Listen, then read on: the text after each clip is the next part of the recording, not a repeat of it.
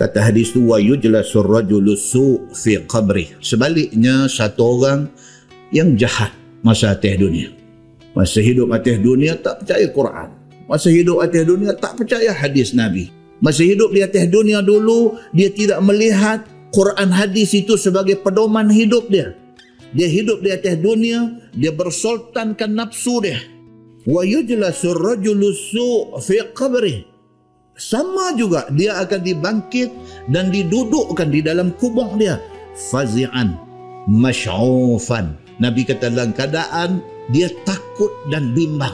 Fayuqalu lahu, malaikat tanya dia, fima kunta? Hari hang mati hari itu ni, hang keadaan hang macam mana?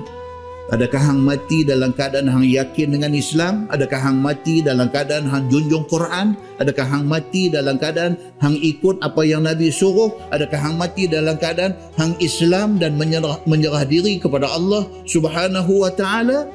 Fayaqul, jawab dia, la adri. La adri maksudnya saya tak tahu. Fayuqalu lahu ma hadzal rajul. Dinampakkan wajah Nabi SAW kepada dia. Ditanya dia, siapa dia laki-laki ni? Fayaqul sami'tu an-nasa yaqulun qawlan faqultu. Aku tak tahu. Dia kata, fayufraju lahu qibala al-jannah.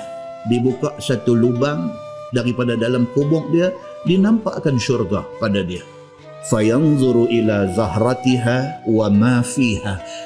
Daripada lubang itu dia nampak syurga cukup cantik, cukup indah, cukup menyeronokkan.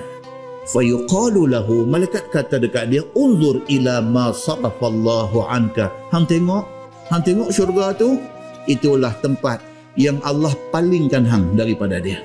Summa yufraju lahu furjah min qibalin nar. Dibuka satu lubang bagi dia nampak neraka. Fayanzuru ilaiha yahtimu ba'daha ba'da. Dia nampak api neraka sabung menyabung.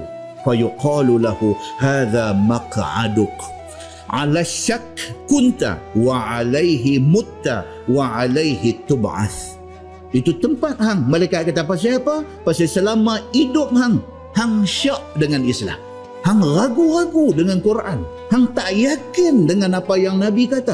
Hang tak beramal dengan perintah Allah dan perintah Nabi. Atas keraguan, atas syak hang masa di atas dunia dulu, maka situ tempat hang.